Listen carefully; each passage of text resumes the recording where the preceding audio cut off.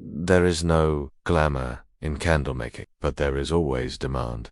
The smell has grown stronger now. It has seeped into everything. Your skin, your clothes, the boards of the floor, even your breath. And still, you stir. Still, you dip. You wonder, briefly, what it must be like to work with beeswax instead. The rich, golden substance. The faint scent of honey. The smooth texture. Those candles don't smoke. They don't reek. They are cleaner, nobler. But you are not a beeswax maker. That trade is close to you, guarded by stricter guilds, reserved for the church, for nobility, for those with coin and clout.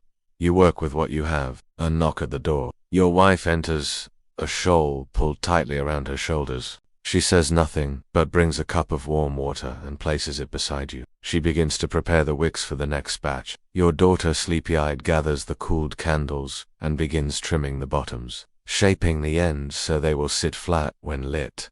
You nod to them. They nod back. The rhythm resumes. Dip, hang, wait, dip again. The day stretches out before you, long and waxlick. But this is life. Quiet, repetitive, reeking, necessary, and it has only just begun. By mid-morning, the workshop is alive in a way that feels warm, but never quite pleasant. The heat from the hearth has spread through the room, warming the stones beneath your feet and softening the tallow in the air. Your hands shine with a mixture of wax and perspiration. Even the tips of your ears feel coated somehow, though nothing ever touches them directly. The scent is no longer just strong, it's oppressive. You no longer notice it unless a breeze blows through the door and fresh air dares to push it aside for a moment. Then the contrast is sharp, freshness replaced instantly with the animal stench of the trade. A butcher's shop, nowhere. More cooked, more ancient. If rotting meat is offensive, melty tallow is exhausting. It's the kind of smell that dulls appetite and invites headaches. But it also means progress. The stronger it gets, the more candles are forming. And there is still much to be done. Your wife is seated on a stool, binding the trimmed wicks. For later bet, her fingers move deftly, though slower than when she was younger. She pauses only to wipe her brow with her apron, already streaked with wax. You speak rarely during the workday. Words feel heavy in this space, and there's not much to say. Everyone knows the routine. Occasionally your daughter hums softly while she works, the sound blending with the hiss of the hearth and the soft dripping of half-cooled candles. She has taken to trimming the base of each candle with a small paring knife-making. Sure, they stand straight and even. She's good at it, better than you were at her age. And one day, if she doesn't marry into another trade, she might carry this on. But deep down, you hope she doesn't.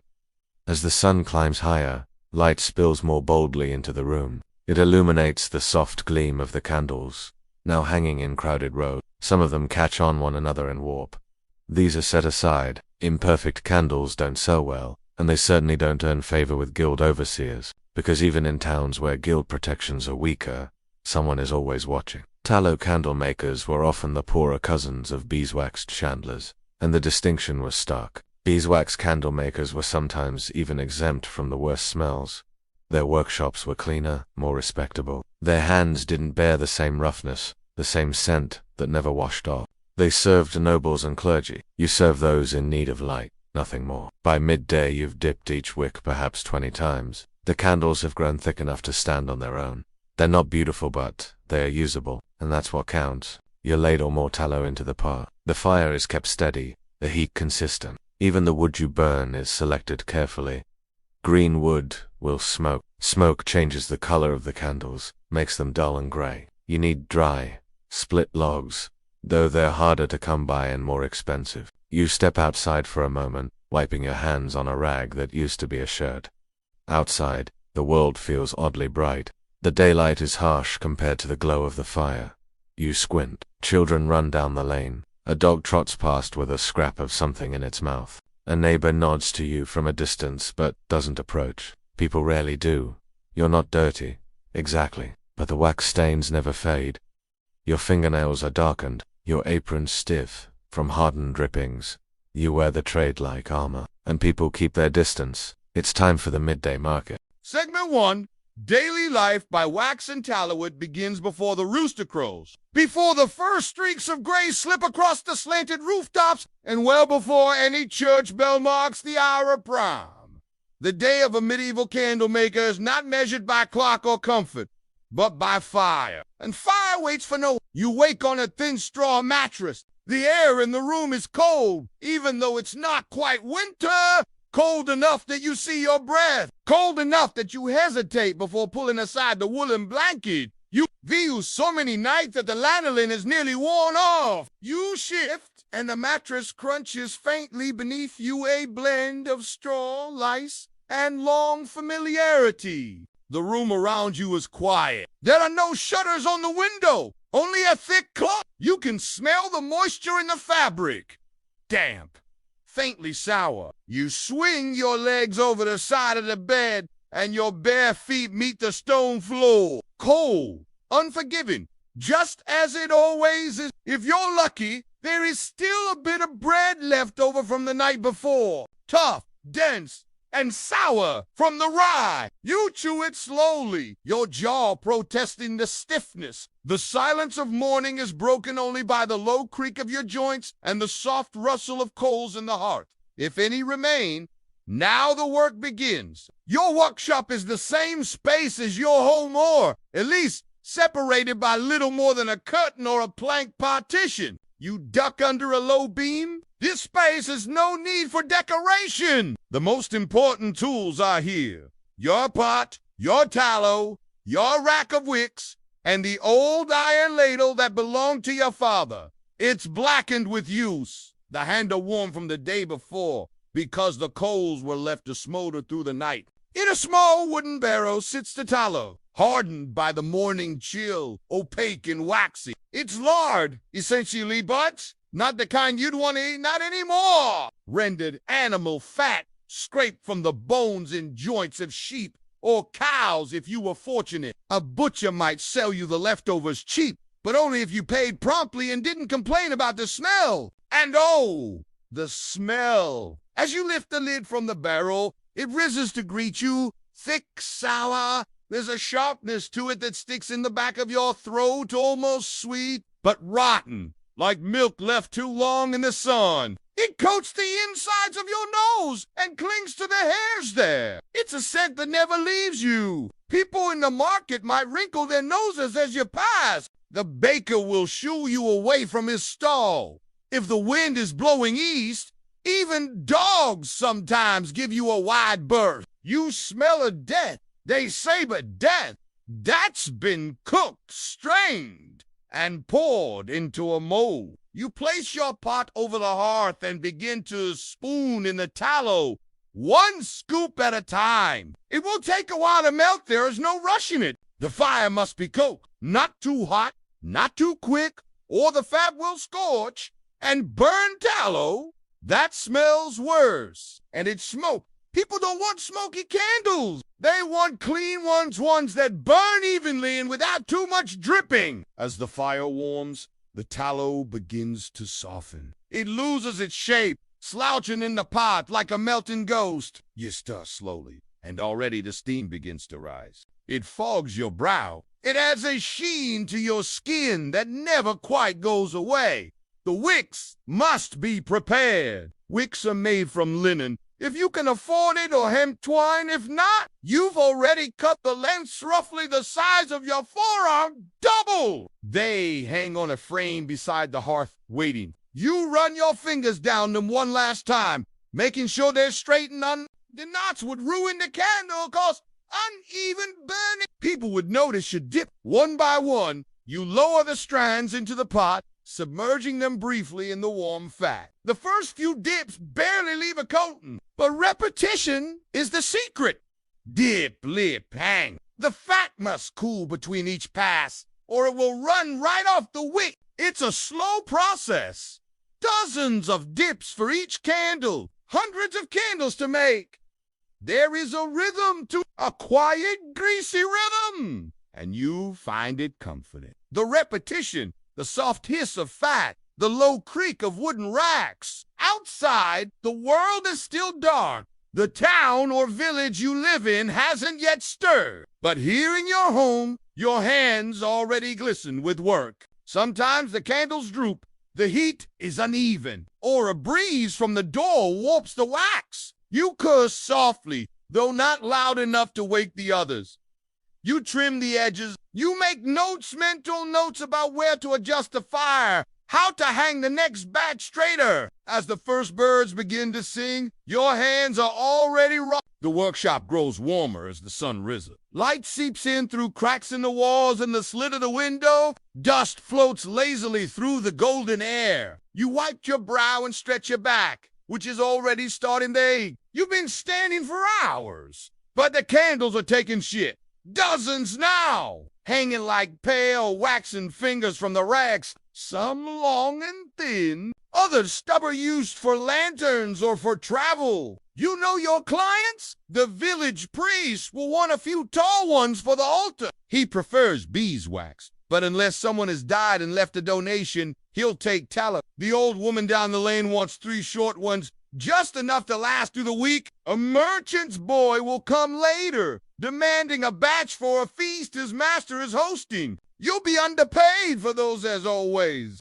Your wife prepares a few beeswax tapers. These are not your normal fare. You don't keep much beeswax on hand. It's expensive and tightly controlled by guild regulations. But sometimes you acquire a bit, usually through barter, sometimes from a friendly beekeeper who wants a few tallow candles in exchange. It's technically frowned upon, but in small villages, rules are more flexible than in the cities. The tapers are gifts for the church. Every week, a small offering is made, a handful of candles in exchange for blessing, for leniency, for goodwill. The priest expects it, and you comply not only out of faith, but because it is necessary for business. Candle makers, like many craftsmen, lived on the edge of respectability. You were useful, but not admired. You've served a need, but were rarely celebrated. The smell, again, played a role. It was thought to cling not just to the skin, but to the soul. There were rumors, sometimes, that tallow candle makers were unlucky, that death followed them, that their homes were cursed, that their hands bore the memory of too many dead animals, and that this made them unsuitable for polite company. But at the same time, no one could live without your work. You think about that sometimes. The contradiction, you, the maker of light, always kept in the shadows. Your wife hands you a small cloth parcel. Inside are a few coinista days, earnings from the market. Not much, but enough. You'll need to visit the wool merchant tomorrow. More wick is needed. Always more wick. Linen is too fine now. What once came, easily old tunics, frayed undergarments has become rare. Everyone mends their clothing twice, thrice over before discarding it. Wick material is harder to find than tallow some days. You set the parcel aside. Tonight you'll deliver a few candles to the nearby tavern. They have requested a bundle for their common room, a dozen tapers, no longer than a handspan, to be burned during evening games, and ale. You package them carefully, wrapping them in cloth, and tie the ends with twine. Before you go, you light one of your own candles. It's a small thing, squat and slightly lopsided, but it burns. The flame dances a bit too much, likely an uneven wick, but it still glows, still flickers, still gives off enough light to see the expressions of your children as they huddle nearby, quietly eating a bowl of soup. You lean close, watching the candle's behavior. A good candle should burn cleanly. The tallow must not drip too quickly. The wick must not smoke. This one passes juiced, barely. You allow yourself a small nod of approval. Then, you step out into the dusk. The streets have shifted. The world is dim now, and quiet. Few people linger outside, unless they have to. Those who do carry lanterns, wooden frames with waxed cloth, or horn panels, if they can afford it. A candle glows inside each one, bobbing as its carrier moves. You pass one of your own. The flicker of its light is unmistakably familiar.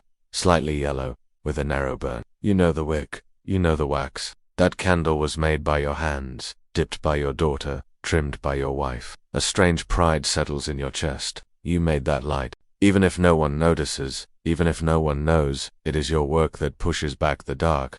The tavern is lively tonight. Loud laughter spills into the street. Inside, the owner greets you with a nod, then gestures toward a table. You place the bundle down, untie it, and let him inspect the goods. He is so quickly more concerned with the number than the quality. 12 candles, just as he ordered. He grunts approval and tosses you a few coppers. They clink as you catch them. There's no thanks, no conversation. You're already forgotten as you step back into the street, but you don't mind. You've done your part. Back home, the house is dim. The single candle continues to burn beside your youngest, who has drifted off, his head resting on a folded bit of cloth. The flame trembles softly in the draught from the window. Its light is gentle, warm, unremarkable, but it is enough. You crouch beside it and pinch the wick to extinguish it. The smoke curls up, thin and sharp. It coils in the air like a spirit, then vanishes. You exhale slowly. Tomorrow will come soon, and with it, the smell, the grease, the dipping, the trimming, the selling, the haggling, the guilt, the pride. But for now, just for now, there is silence. There is rest.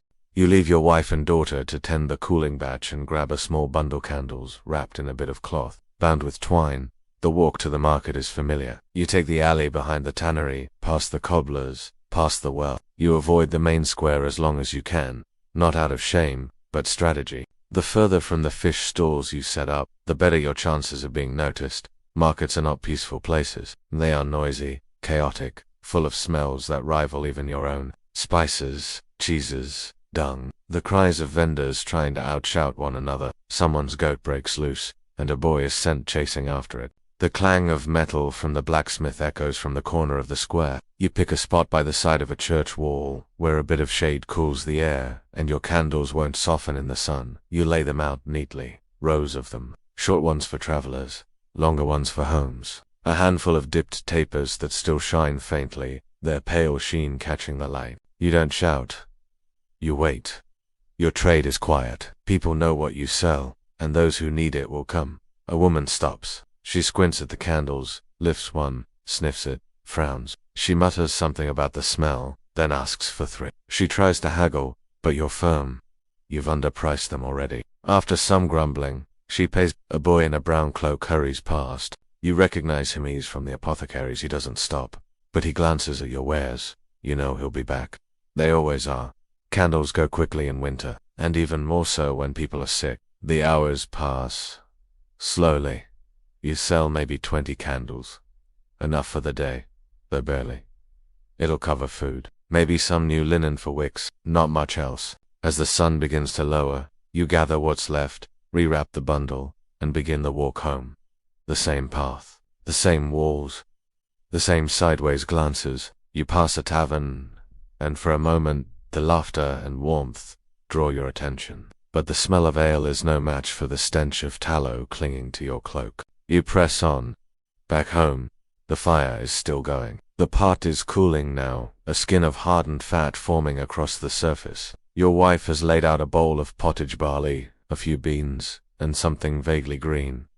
You sit, eat slowly, and say little. The day has been long, and it is not over yet. There is still trimming to be done, still packaging, still planning for the feast day next week, when demand will spike, and you'll need to double your batches. The priest has already asked about special sizes. You'll need to shape new molds for those. You stretch your back again, rub your hands together. They're tacky with residue, and through it all, the smell lingers. Even sleep, when it finally comes, is filled with it. Evening arrives slowly in your part of town. The sun dips behind slate roofs and chimney tops, and with it, the color drains from the street. What remains is a dim, gray stillness. The kind of quiet that settles before the dark takes over. But for a candle maker, this is not a time to rest. This is when your product becomes most valuable. Inside your home, the hearth still glows faintly. Not roaring, there's not enough fuel for that, but it's warm enough to soften wax and take the chill off the stones. The last batch of the day hangs in the corner, 30 or 40 candles cooling on their loops, their sides slowly hardening with a satisfying uniformity. These will be ready for trimming by nightfall. Your hands ache, your back aches more. But the work cannot pause. Your daughter helps as best she can. She no longer hums. Instead, she moves silently, her fingers moving over the wick like a spinner over wool. Her movements are patient, even practiced. Her sleeves are rolled up and already stained. No child who grows up in a chandleress home stays clean for long. The candle trade is a family affair, not by sentiment, but by necessity. Everyone contributes. Everyone smells the same by the end of the day. Even your youngest son, who does nothing more than run errands or sweep wax shavings from the floor, carries a scent that marks him as your smoke and the faint tang of rendered sheep fat. It is not a trade that brings honor, nor prestige, but it is a trade that brings light, and in a world of near total darkness after sunset, that is no small thing. Now the trimming begins. A short-bladed knife, dull from years of work, scrapes against the bottoms of the cooled candles. You slice away the uneven drips, the hardened droplets that would make the candle sit crooked or burn wrong. You collect the shavings in a small basket. Nothing is wasted. These will be melted again tomorrow, reused, reformed, Nothing in the candlemaker's shop is truly discarded, not out of virtue, but survival. And darkness, the night presses close against the stone walls of your home, thick and quiet. Without your candle, the dark is total. You can hear the house more than you can see it. The slow creak of the beams cooling after a day's heat. The faint drip of something outside water from a gutter, or perhaps just the rhythmic settling of a loose tile. The steady breath of your children, asleep. It is a comforting darkness, but not an idle one. Even at night, the candlemaker's mind wanders forward. Plans, supplies, mistakes, from the day that must be corrected tomorrow. A mental inventory. You turn them over like prayer beads in your mind. How many trimmed wicks remain? Is there still enough tallow for the full week? You recall the flawed batch from 2 days ago, candles that burned with too much smoke. They're still sitting in the corner, unsellable unless someone truly desperate comes knocking. And someone always does. Waste is rarely waste in your line of work, when the world depends on a little flame to find the privy, to read a passage of scripture, to warm a bedside vigil. Nothing gets thrown out. Even a misshapen candle can be used to light a fire or warm a meal. You save them, these imperfect things, because imperfection is often all that can be afforded. The air at night still carries the scent of the day. It is soaked into the rafters, into your bedding, into the ends of your hair. You could wash, but there is no true washing away of tallow. Water beads on the skin but does not cleanse. Soap-real soap is a luxury, not a tool. Your hands will always carry this scent, and your neighbors will always know what you do for a living before you open your mouth. Still, there is dignity in it, perhaps not to them, but to you. A candle is not simply a lump of wax. It is a small promise against the dark. A guarantee that warmth and sight and silence can be that something made by your hands can be useful, can be carried into another room, another life. You lie down, letting the straw mattress cradle your tired frame. It crunches again beneath you. Bits of wax dust are probably caught in the fibers. You don't bother brushing them off. They're part of your life now, as permanent as breath. Outside, an owl calls. Once, somewhere further down the lane, a baby cries out briefly, then is hushed. You think about sleep, and it comes slowly. The kind of slow that pulls you in piece by piece. First, your limbs, heavy and warm. Then your thoughts, swirling like smoke from a just snuffed flame. And, finally, your senses, still alert to any noise that might signal something has caught fire, or the pot has spilled, or the dog is in the tallow again. But the night holds, and with it, a kind of peace. In the dream, you are dipping candles. But this time, it's easy. The tallow is always the right temperature. The wicks hang perfectly still. Each dip builds the candle to just the right size. And there is no waste, no smoke, no smell. You smile, and keep working. Dawn arrives, not as a burst of light, but as a slow intrusion. The world doesn't wake suddenly. It hums back to life with careful restraint. First, the fire is coaxed from its embers. Then, the hearth is stirred, a pot placed, a spoon lifted, a voice murmured softly over bread. Your daughter's cough, your wife's tired yelp. Then, finally, your own footsteps, shuffling into the workshop again. The candles from yesterday have cooled completely. The ones that weren't sold at market are now bundled. You weigh them briefly in your hands. They feel honest. You know which ones will sell quickly. You know which ones will need a kind word or a slight discount to move off your shelf. A knock at the door, one of the town's midwives, asking for a stubby candle for the birthing chamber. You hand her to. She gives you half a loaf of yesterday's bread in return. No coin, but you don't mind. Some days, trade is better than gold. The fire is lit again. The tallow softened. The dipping frame brought back out. You stir the pot gently, like always. And so the rhythm begins again. Dip, hang, wait. Dip, again. The smell returns, and you breathe it in, as you always have, as you always will. Because for as long as there is night, someone will need a candle. And for as long as there is need, you will make them one imperfect flame at a time. Segment 2. The life and times of a candlemaker monked world outside the monastery walls is still. Mist curls over the grass, thick and silver in the half-light of morning. The bell of matins has rung, summoning the brothers from their sleep, and across the silent cloisters, Sandals scraped softly against the stone. Within the abbey, life is not marked by seasons or trade but by prayer and ritual. Time flows differently here. The hours are divided by the divine. Prime, terce, sext, nones, vespers, and compline. In between, there is labor, quiet, study, reflection. And for one man, Brother Alaric, there are candles.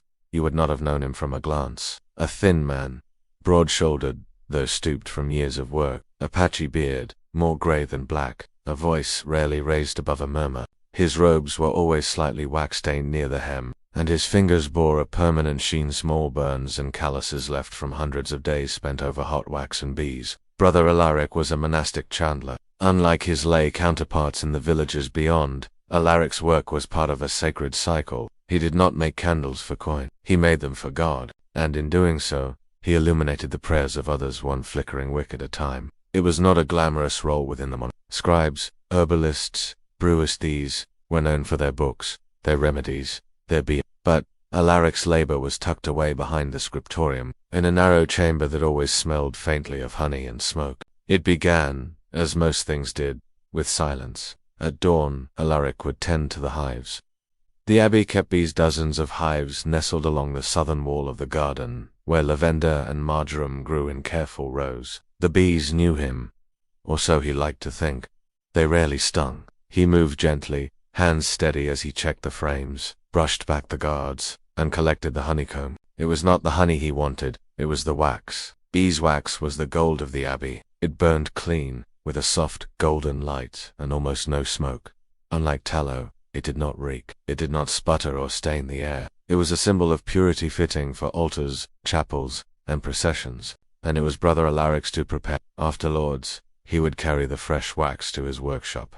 There, the process began. First came the meltenden, slowly over a clay brazier, always watched carefully so the wax did not scorch. Beeswax could be temperamental. Too much heat, and it darkened. Too little, and it refused to pour. Next came filtering. The wax was strained through linen to remove impurities, bits of comb, specks of bee, flecks of dust. The process took time. Alaric would sit by the small window, turning the strainer slowly, letting the warm light pass through the pale gold liquid. The wax shimmered as it passed, falling into a wide copper bowl like sun-colored syrup. Then came pouring. Unlike many chandlers, Alaric used carved stone molds handed down through the abbey's generation. Some bore simple designs, crosses, lilies, the chiro. Others were smooth and plain, destined for daily use in the chapel. He poured slowly, the wax moving like thick oil. Then he set them to cool on wooden racks, each mold upright and undisturbed. The candles he made would serve many purposes. Some would burn during the daily offices, standing on iron holders beside the choir stalls. Others would line the nave during feast days, filling the church with soft radiance as incense curled overhead. A few were offered to travelers who passed through the abbey-esque house, pilgrims on their way to Rome or Santiago, clutching staves and sandals worn thin. Alaric understood that his work was rarely seen. The candles were noticed, yes, but never the hands that made them. That was fine with him. He found joy in the details. Each candle required a balance of color, scent, and shape. The wick must be perfectly centered. Too far to one side, and it would tunnel as it burned. Too thick, and it would gutter. Too thin, and the flame would vanish at the slightest draught. He had learned these lessons through error. More than once, a poorly made candle had gone out during Vespers, leaving a brother in shadow. Once, during Holy Week, one of his wax tapers cracked mid-ceremony, leaking hot wax down the lector's robe. That mistake had haunted him for months. He never repeated it. Over the years, he grew to view candles not just as tools, but as a kind of offering. Every hour spent melting and pouring was a silent prayer. Some days, he would pause in the middle of a task just to watch a finished candle burn. Not for pride, but to listen. The way a candle flickers has its own rhythm. A dance, he believed, between the wick and the air and something unseen. Watching that rhythm brought him peace. It reminded him that even small, unnoticed things could be steady, could give light. And in a life ruled by silence and structure, that reminder mattered. One autumn afternoon, a fire broke out in a nearby town. The church there, built of old wood and thatch, was destroyed, and with it, their store of altar candles. Word reached the abbey quickly. Brother Alaric volunteered at once. For days, he worked without rest, gathering wax, filtering, pouring, molding, trimming, binding. He made enough candles to fill a cart, each one hand-dipped or cast with care. He did not complain, did not ask for help. When others offered, he simply nodded and returned to his work. He delivered them himself, riding with a prior in a slow, ox-drawn cart to the town's charred chapel. There, amid soot and ashes, he placed each candle carefully upon the rebuilt altar. The townspeople watched in silence. Some wept, some crossed themselves, some simply stared, watching as those pale shafts of beeswax caught the sun. For many it was the first light they had seen in that space since the fire. Brother Alaric did not stay long. He returned to the abbey, his robe streaked with wax and smoke. The prior thanked him. The brothers clapped him on the shoulder, but he said nothing. He simply returned to his chamber, washed his hands, and prepared the next batch, because there were always more candles to make, and always more darkness to hold back. There is something reverent about repetition. Within the monastic life, this principle becomes a rhythm: the same prayers, the same steps, the same duties, repeated each day, not out of mindless habit, but in pursuit of deeper meaning. Brother Alaric knew this well. His every action, from the way he lifted his tools to the manner in which he exhaled near an open flame, became part of a quiet, personal liturgy. The candles he made were not just objects, they were vessels of sacred presence. After the autumn fire in the nearby village, Alaric's work seemed to intensify. Whether out of gratitude or purpose, he spent more hours each day in the wax room. He even began training a younger monk brother, Etienne, a pale-faced novice with unsure hands, and a tendency to sneeze around bees. Alaric taught slowly. He demonstrated how to handle beeswax with respect, not just for the materials, but for the symbolism. This wax, he said one morning as he stirred a pot, was shaped by labor, not ours, but the bees, thousands of them. A single candle is the end of many lives. Use it wisely. Etienne nodded, though his face remained half in shock. As the wax melted, Alaric would often recite lines from scripture. Not aloud, just under his breath. The Psalms came most as early, phrases about light and shelter, endurance and stillness. He didn't memorize them deliberately, they had become part of him, absorbed through years of chanting and listening. To him, they felt like companions, gentle voices that lived in the walls of the abbey and in the flicker of every flame. He taught Etienne how to test the wick for balance. He showed him how to hold his breath while pouring to avoid shaking the mold. He corrected his posture with the lightest touch, guiding his elbow back until the wax fell in an even, uninterrupted line. More than once, Etienne asked why the candles mattered so much. They burn for God, Alaric said simply. But God is everywhere. Does he really need a candle? Alaric smiled faintly. The candle isn't for God, it's for us, to remember him, to see the way.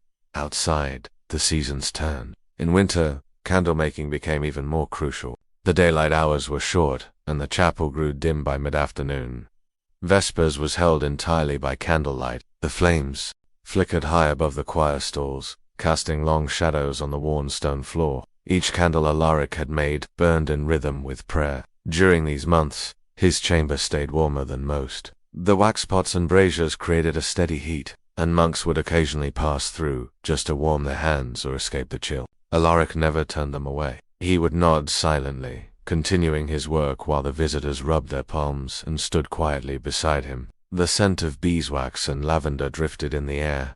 No one spoke, but in those moments, the wax room became something like a sanctuary within a quiet refuge from the austerity of the abbey's cold stone halls. Brother Etienne began to show promise. He developed a steadier hand, a more refined eye. He even suggested innovations such as tying wick clusters more evenly with a new braid pattern. Alaric approved, though he rarely offered praise. When he did, it was brief, and without expression. Etienne understood that was enough. But even as Etienne improved, Alaric's hands began to fail him. The joints in his fingers grew stiff. He dropped tools more frequently. Sometimes, while tying off the wick clusters, his thumb would lock painfully and require coaxing to straighten again.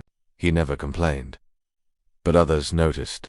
The prior suggested he reduce his work, focus on teaching, perhaps take on more spiritual reading. But Alaric declined. To stop working was to break the rhythm, and without rhythm, the soul drifts. Instead, he found ways to adapt. He warmed his hands longer each morning before handling tools. He switched to lighter molds, some made from carved wood rather than stone. He relied more on Etienne to lift heavy pots and stack cooled candles on the shelves. The work continued, and still, the candles burned. In the spring, a noble visitor arrived. He was a minor lord with connections to the bishop, stopping at the abbey en route to a larger estate. The guest was housed in the upper cloister and dined in the refectory where the finest beeswax tapers were placed on his table.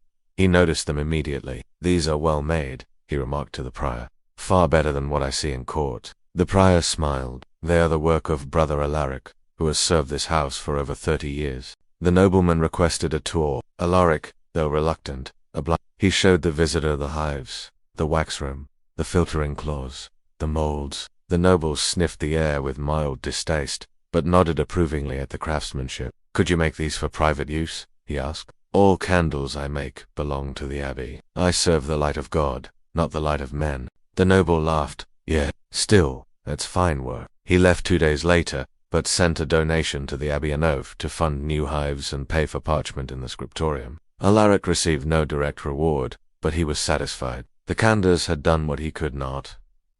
They had spoken in silence, and they had been understood. That summer, Alaric turned 50, a modest age by the standards of the time, yet within the monastery such years carried weight. A monk who had lived and labored for decades was not just a brother, he was a fixture part of the abbey's memory. Etienne insisted on preparing a meal for him. Nothing elaborate, just a warm bowl of soup, some crusty bread, and a piece of honeycomb from the newest hives. They ate in the wax room, sitting on overturned crates. The air was thick with warmth, soft light from the windows falling across the racks of freshly poured tapers. Etienne lit a single candle and placed it between them. "I made this one," he said quietly. Alaric examined it. The wick was scented, the taper smooth, the scent was light and clean. "It will burn well," he said. Etienne smiled. "You taught me." Alaric said nothing more, but for a long time he stared at the flame. The abbey in early autumn is a place of golden hush. Leaves rustle faintly in the orchard. Grapes swell on the vines behind the scriptorium. The bees grow slower, their activity heavier, more deliberate. The air tastes of wood smoke and apples, and the sun casts its light in low amber slants. This was Alaric's favorite time of year. Not because it was easier, quite the opposite. Autumn was when the beeswax stores had to be processed before the chill set in. It was the final chance to fill the racks with candles that would last through winter. The fires had to be stoked earlier. The molds had to be dried more carefully. The wax cooled faster in the colder air and cracked more easily when poured. But there was something about the balance of it all. The slowing of life outside mirrored the inward rhythm of monastic days. Everything narrowed, became more intentional, more quiet. This year, however, the quiet grew heavier. Alaric's cough had started in midsummer, a dry, persistent rasp that he dismissed as dust from the wax, or perhaps a bit of pollen. But by harvest time, it deepened. It rattled in his chest and lingered in his breath. He still worked. Still taught 8, still filtered, poured, and trimmed with hands that trembled slightly more each week. But something in him had shifted. He began to write. Not long pages of theology or prayer, those were the domain of scribes. His writing took the form of short notes, instructions, descriptions of his techniques, warnings about wax temperatures, reminders about wick thickness in different seasons. Etienne discovered them slowly. Slips of parchment left under the beeswax bowl, folded notes placed inside the mold drawer, a rolled scroll tucked behind the filtering cloth. At first, Etienne smiled. The old man was being thorough, preparing him, but then the notes became more reflective. Greater than if a candle flickers too quickly. Do not blame the air. Examine the base. The foundation matters more than the flame. I once thought prayer was a voice. Now, I believe it is a task done well, without complaint. A candle gives no light unless burned. What do we offer, if not ourselves? Etienne began saving them, not out of obligation but reverence. One morning, Alaric failed to appear for mass. This was not entirely unusual. Age and cold often slowed his rising, but, by terse, concern had spread. Etienne was sent to check. He found Alaric seated on his bench beside the wax pot, the brazier cold, his hands folded in his lap. His eyes were open, calm, his breath shallow but steady. He looked more like a statue than a man. Etienne knelt. Alaric turned his head slightly. "I dreamt of bees," he whispered. "Their wings were made of flame." Etienne said nothing. Soon, Alaric added. That afternoon, he asked to be taken into the chapel not to pray, but to sit quietly and watch the candles.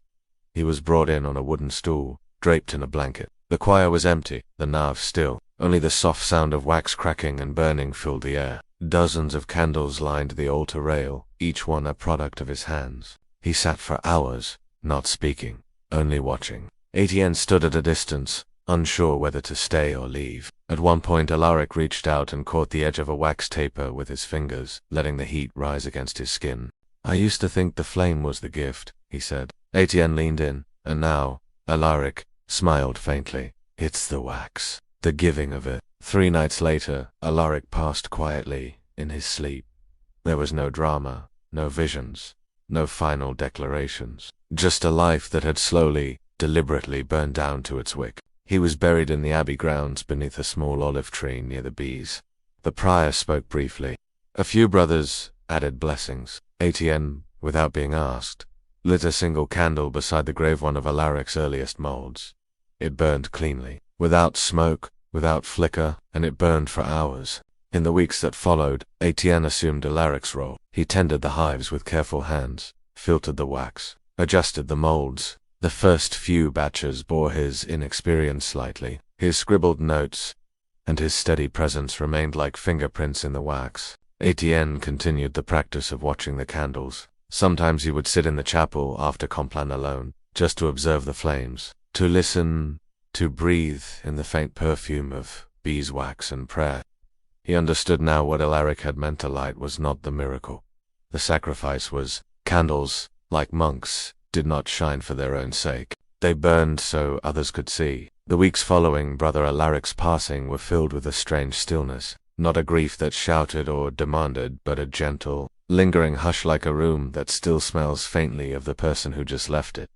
The abbey moved forward, as monasteries always do. The bells still rang, the psalms were still sung, bread was still baked, parchment still inked, floors still swept. Yet everywhere Etienne looked, he saw traces of his teacher, not just in the wax room, where Alaric's wooden bench remained in the corner beneath the window, or in the beeswax molds still stacked on the shelves, or the linen filters, worn and soft from years of use, but in the candles themselves. There were dozens of them, all throughout the abbey. Some were thick altar tapers, still tall and stately, awaiting feast days. Others had been half burned, their bodies sagging and curled, dripped down onto their iron holders like frozen tears. Each one bore the memory of Alaric's touch, his methodical dipping, his precise wick trimming.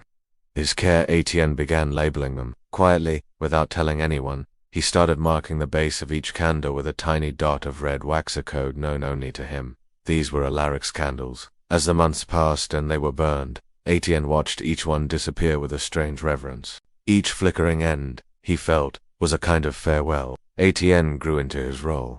He had a lighter touch than Alaric. His methods were more experimental, more curious. He introduced small changes.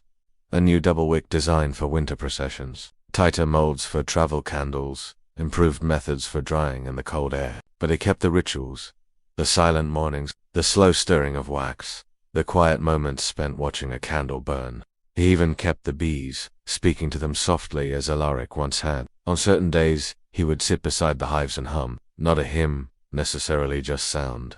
A comfort shared between man and creature. The other monks noticed the change. There was a gentler warmth to Etienne now, a steadiness that hadn't been there before. He began to teach, too, guiding a newer novice through the motions of waxwork. And when asked why a candle's flame mattered so much, he repeated Alaric's words without alteration.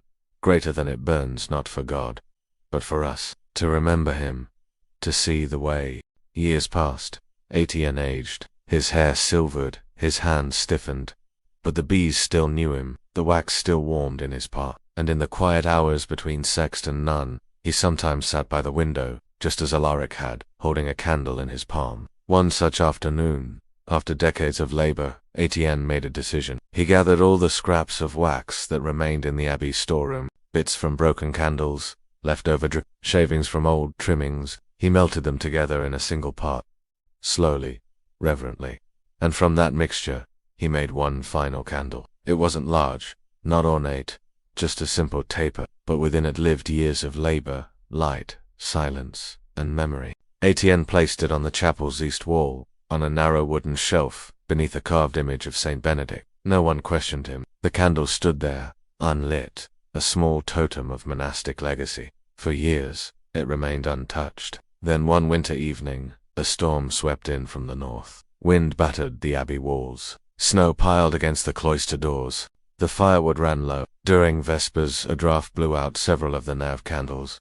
The chapel grew dim, and in that moment, a young brother barely old enough to have known lit the candle from the east wall and carried it forward. It burned smoothly, steadily, without flicker or smoke. It lit the choir once more, and somewhere, beyond stone and time, two candlemakers may have smiled. The candle itself burned for nearly 6 hours. In the quiet that followed, no one replaced it immediately. They simply let the dark return, not as a threat, but as a reminder that even small lights matter, and that in the end, the best candles do not just burn brightly, they burn well. Segment 3. Mystery, Archaeology, and Culture. Past leaves trace, not always in grand monuments or in names carved into stone, but in subtler things. A soot stain on a chapel wall, a scrap of wick embedded in floorboards, a residue of beeswax on the base of a pottery jar. Historians once thought candles left little behind. After all, what is a candle but something meant to disappear? It burns, it drips, it vanishes. But over time, archaeologists have learned otherwise. Hidden in the darker corners of medieval homes, churches, and even latrines, the story of candle making has been slowly uncovered, not in words, but in wax. Let us begin not with an object, but with a smell. If you've ever stepped into the reconstructed interior of a medieval building, a castle kitchen, a merchant's hall, or a tiny chapelle, you might have caught it. The faint, clinging scent of tallow. Not the acrid tang of freshly butchered fat, but its softer ghost, a heavy, lingering aroma baked into the beams, soaked into the wood. That smell is history. In excavations across Europe, particularly in damp oxygen sites like wells or cellars,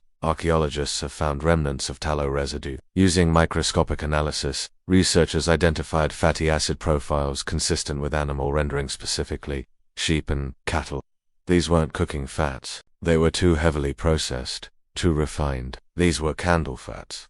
Wax leaves traces too. In cooler climates, beeswax hardens and can survive in minute layers. Traces have been found lining medieval ceramic mold-shaped vessels, used to produce candles with more consistency than free-dipping methods. Some were simple. Others bore etched markings, ridges, grooves, even primitive maker's marks. In a dig beneath a 13th-century monastic infirmary in northern France, one such mold was discovered. It was cylindrical, carved from dense soapstone. When warmed and filled with filtered beeswax, it would produce a taper just wide enough to burn cleanly for 2 hours. An inscription in Latin, barely legible after centuries of wear, read simply, Lux in tenebris. The symbolism was not lost on the Candles were not just tools, they were cultural markers. In elite households, beeswax candles were often status symbols. Inventories from noble estates and city palaces frequently list a dozen wax lights or 2 pounds of candle for the lady's chamber.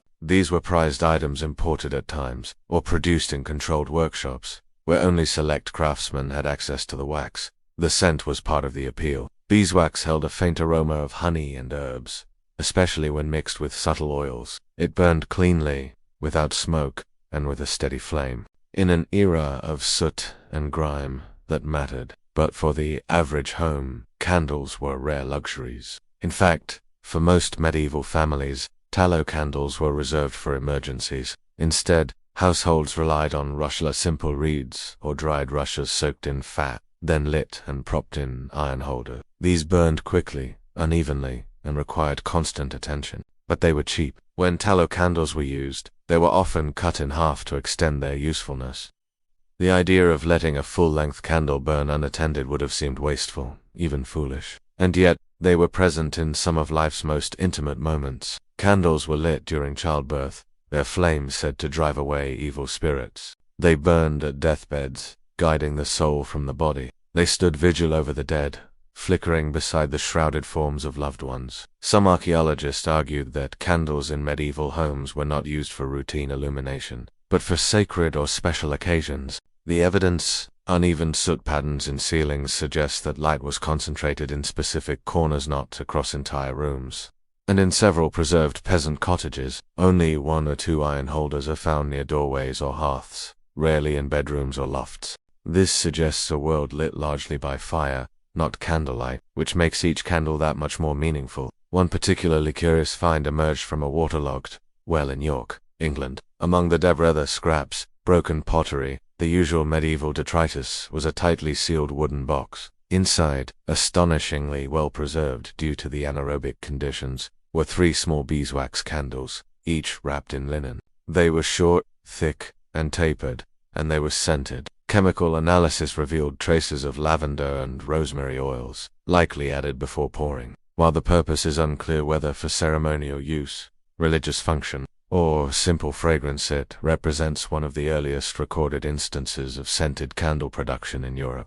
And yet, no mention of such a product survives in the written record. Why? Because candle making, for most of history, was beneath notice. It was women's work in the home, monks' labor in the abbey, a chandler's trade in the back streets. Few chroniclers recorded the rituals of dipping and pouring. No noble bard composed verses about trimming wicks, and so we rely on the quiet voice of archaeology. In excavated abbey cellars, blackened soot lines mark the spaces where candles once burned hour after hour. In floorboards, we find small wax smudges hardened into the wood places where candles likely dripped during prayer or copying texts. Even comb fragments in ancient bee yards tell stories. Hollowed stumps, once used as hives, bear soot on the inner rim suggesting bees and fire cohabited in sacred balance, light, labor, loss, preserved, quite literally, in wax. As we move deeper into the mystery of candle making, it's crucial to understand the intersection between light and faith in medieval Europe. Candles were not just mundane tools for visibility.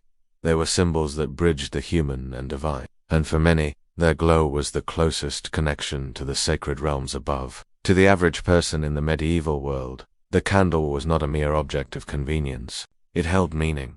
It marked special moments. It was a tool of sanctity, serving in rituals that wove the earthly realm into the spiritual. Perhaps the most striking example of the sacred use of candles was within the church itself. Candles were present in almost every liturgical act, from the Mass to private prayer. They marked the sacred space, highlighting altars, shrines, and statues of saints. They represented the eternal flame of God's presence unseen, yet undeniably real. The steady burn of a candle was symbolic of the unbroken light of divine truth. In early Christianity, the role of candles became even more pronounced. The Paschal candle, lit on Easter Sunday, was one of the most significant symbols of Christ's resurrection. The large candle was carried into the dark church, symbolizing Christ bringing light into the world after his triumph over death. The procession itself was rich with meaning. It was a sacred act of illumination that stretched back to the early church. Even today, the ritual remains. Though the candles have changed, their function has not. They represent the same light, the light of Christ, the light of God.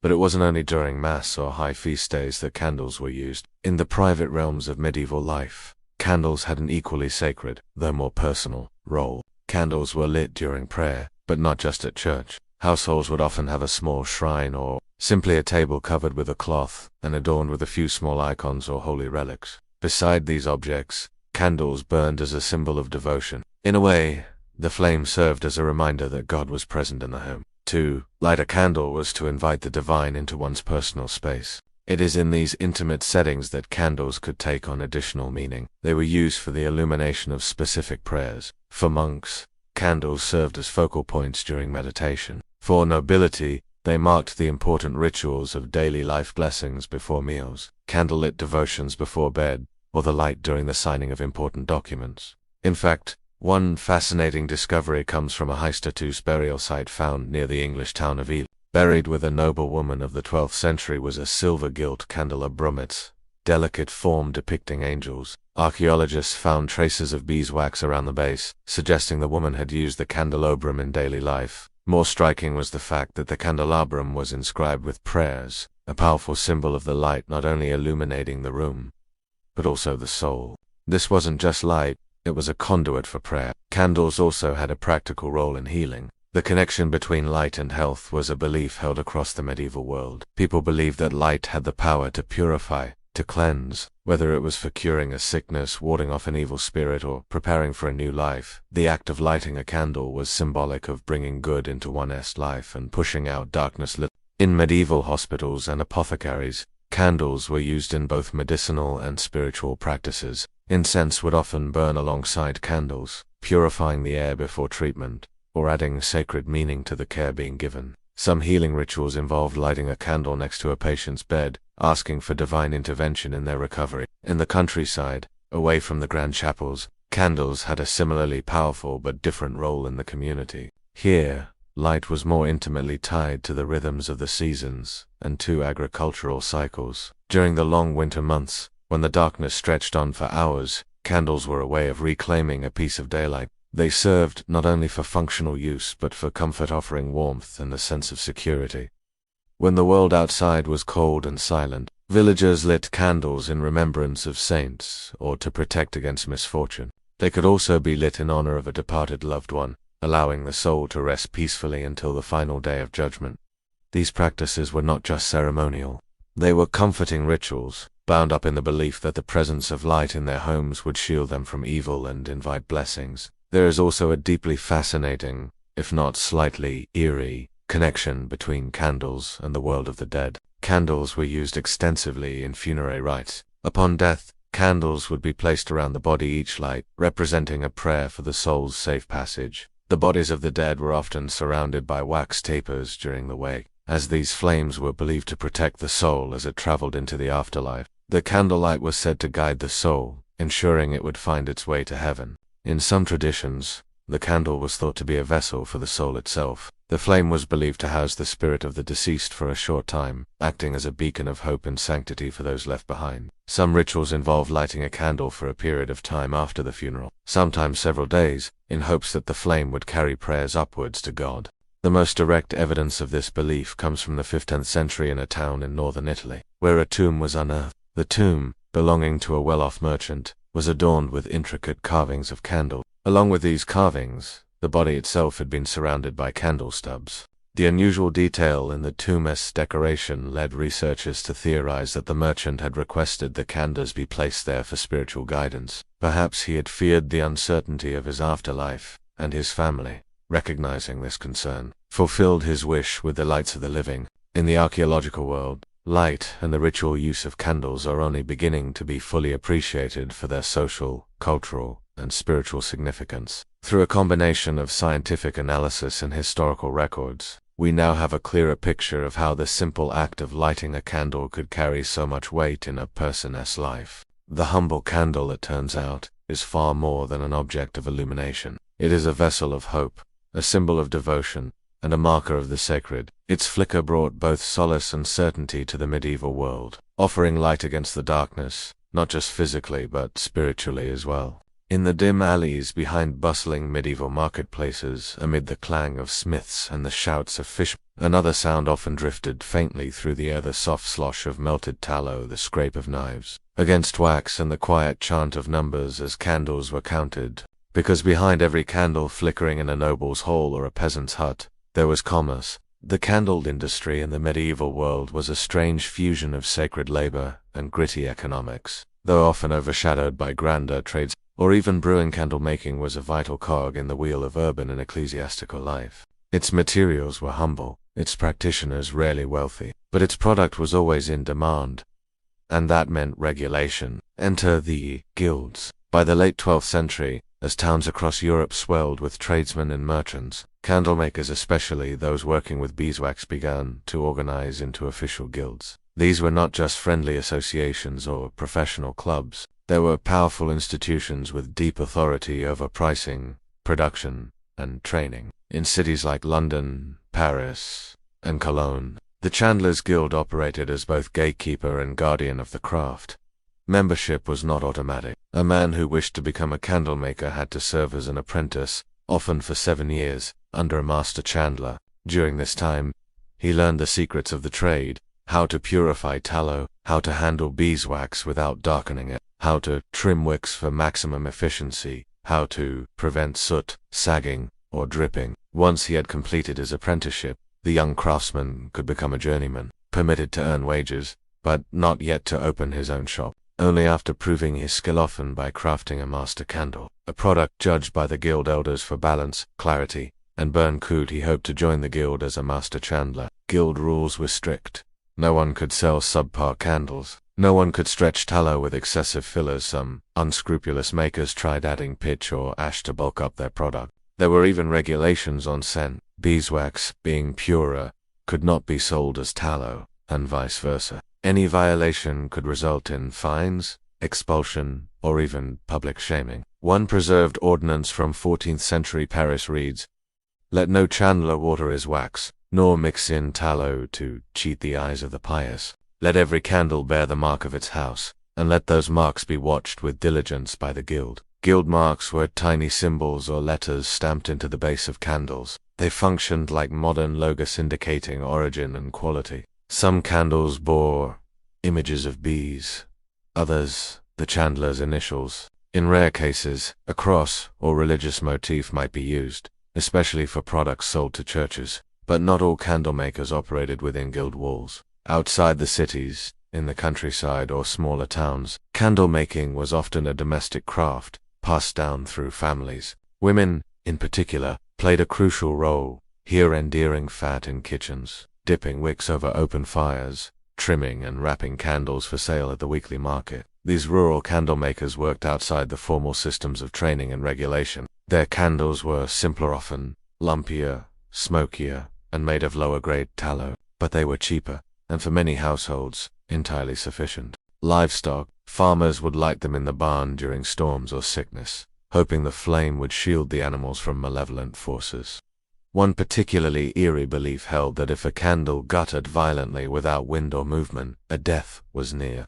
This superstition was so strong in some areas that people would rush to snuff out a misbehaving candle, fearing that its continued flickering might invite the spirit of death through the door. A related tradition involved the so-called corpse candle, a mysterious light, seen drifting through graveyards or down village paths at night. Some believed it was a lost soul. Others thought it was a natural phenomenon, a swamp gas illusion or trick of the eye. But in the medieval mind it was often a sign candle from the spirit world, marking the path of someone soon to die. Monasteries and abbeys, while often more theologically restrained, were not immune to candle lore. Monks were known to watch the behavior of altar candles for sins, how steadily they burned, how quickly they consumed themselves, how the flame bent during certain prayers. A particularly bright or long-lasting flame during a vigil was sometimes taken as divine approval. A sudden extinguishing of light might prompt an unscheduled confession. Even within rigid theological boundaries, symbolism bled into intuition. In certain abbeys, candles were extinguished slowly during specific rituals, not simply by pinching, but with carefully choreographed movements. One famous example comes from the Tenebrae service in Holy Week, where candles are snuffed one by one, plunging the chapel into darkness. Though entirely liturgical, the emotional effect both solemn and haunting invoked a primal memory of what it meant to lose light in a dark world. Candles had lives beyond ritual, too. In domestic life, they were bound to the rhythms of timekeeping. Before the widespread use of mechanical clocks, candle clocks were employed in many medieval homes and religious institutions. These were tall, marked candles often notched along their length or scored with lines that burned at a predictable rate. By observing how much wax had melted, one could estimate the passage of hours. This method was particularly common in where the day was divided not by sun and shadow, but by strict hours of prayer. A monk might check the candle's progress during the night, then ring the bell for matins when the flame reached a certain mark. In wealthier homes, especially in Northern Europe, elaborate candle clocks were sometimes built into holders that released a small weight or bell when the wax burned low. A flickering, dripping timekeeper measuring not just hours, but the slow, steady loss of light. And still, beyond all this, there was the simple poetry of the flame. Writers and poets of the era, though few, lingered long on candle makers, themselves often used the candle as a metaphor for life, for virtue, for wisdom, for the soul. In the anonymous Oncriiwas, a 13th century guide for religious women, the candle becomes a symbol of the Virgin's life pure, steady, bright, in the midst of corruption. In Chaucer's Parliament of Fowls, the candle is wisdom guiding, warm, flickering in the face of confusion. Even the humblest of medieval minds understood this, that the candle, though small, held meaning. It stood for warmth in the cold, steadiness in the storm, memory in the silence, and for all its many lives ritual tool, market good, spiritual shield, and timekeeper it was above all, a quiet companion in the dark. Segment 4. Social elite/contrasting daily life. Heath Manor is silent. It's early evening in late spring, and the stone walls are cool, despite the fading sun outside. In the great hall, the hush is not darkness but preparation. Servants move briskly, but quietly. Long wooden tables are wiped clean. Platters are carried in. Above them, chandeliers of iron and polished wood are slowly being lowered from the ceiling by rope and pulley. Their spokes, like the arms of outstretched trees, each bear a cluster of candles. Not just any candles but beeswax, pale, uniform, and nearly scentless. And not a trace of tallow in sight. This is a house of the elite. And, in elite homes, candles meant status. For the medieval, upper-class nobility, wealthy merchants, their candle was not a utilitarian object. It was a visual declaration of power. Light meant wealth. A home that glowed brightly after sunset was one that could afford to melt money into wax. Beeswax candles, in particular, were a luxury item. Their production required a network. Beekeepers, purifiers, trained chandlers. The wax had to be filtered multiple times to remove debris and dark coloring, and it had to be stored with kept cool, wrapped in linen, protected from moisture and heat. To burn such candles casually in a dining room or a solar was a statement not just of wealth, but of taste. It said, "We are above the stink of tallow. We dine without smoke. Our guests do not flinch at flicker or smell." In the homes of the noble and powerful, candles were part of interior architecture. In 13th century inventories of French chateaux and English manors, beeswax candles appear frequently, often measured in pounds, not units. 5 pounds for the dining chamber, 12 pounds for the chapel, 3 pounds for the lady's bower. One remarkable record, from the household of Eleanor of details the purchase of 60 fine wax candles scented with frankincense and bound with golden wire. These were intended for her private quarters and burned only during evening prayer and reading. Imagine that for a moment. A queen sitting in a chamber warmed by candlelight, not flickering orange and smoky, but soft, steady, golden. The room likely smelled faintly of honey and spices. The candle holders were silver or brass. The shadows, smooth and gentle, danced along tapestry walls. It was not light for necessity. It was light for ambience, for elegance, for power. Servants were instructed in the handling of candles. Some of these home producers sold their candles through intermediaries who roamed the countryside, carrying bundles of wares from door to door. A few even struck informal deals with churches or local monasteries, exchanging candles for food, favor, or medical aid. While the guilds disapproved of this informal economy, they rarely had the power to stop it beyond the town walls. Prices varied dramatically. In a well-kept record from Bruges in 1398, we see that a pound of beeswaxed candles cost roughly 5 times as much as an equal weight of tallow candles. This price discrepancy reflected not just material costs, but prestige and cleanliness. Wealthy households could afford the smokeless glow of wax. Everyone else made do with animal fat and flickering flame. Interestingly, even churches used a mix of both. The main altar might be lit with beeswax, pure gold and symbolic, but the choir stalls or side chapels were often illuminated with tallow, especially during the colder months when demand for light soared. This split also created a kind of spiritual economy. Donors might offer waxed candles as a sign of wealth and piety. In exchange, their names were read during Mass, or they received indulgences. The candle itself became a spiritual currency. Then there were the seasonal spikes in demand. Advent, Easter, and major saint days were times when candle sales surged. Churches needed dozens, sometimes hundreds of fresh tapers. Households stocked up, and even the poorest families would scrape together coins to light a single flame on holy nights. In urban centers, these moments brought frenzy. Candle makers worked double hours. Apprentices labored through the night. Markets bustled with customers seeking the best price, or the cleanest burn. It was during one such season documented in the records of Lubeck that a wax shortage drove prices to double their usual rate. Guilds accused foreign merchants of hoarding suppliers. Candle theft rose. One monk was even caught smuggling beeswaxed candles out of his monastery to sell on the street. The candle, though small, had become a coveted commodity. Even counterfeit candles existed. Fragments of records from Florence mention chalked candles, cheap tallow dipped quickly in a wax bath to create a false sheen. Unsuspecting buyers, especially pilgrims or the illiterate, were tricked by their appearance. But, once burned, the truth revealed itself in smoke, sputter, and stink. Some cities responded by creating inspection officers. Inspectors, often drawn from retired chandlers, patrolled markets, checking weights, sniffing candles, snapping samples to verify their composition. Violators faced fines, product confiscation, or public pillory. In one case, a woman in York was fined for selling blackened candle ends scraped from the cathedral floor and reshaped to look new. Her sentence was light a day in the stocks, but the message was clear. Light must be honest. Through all this, the candle remained both humble and essential.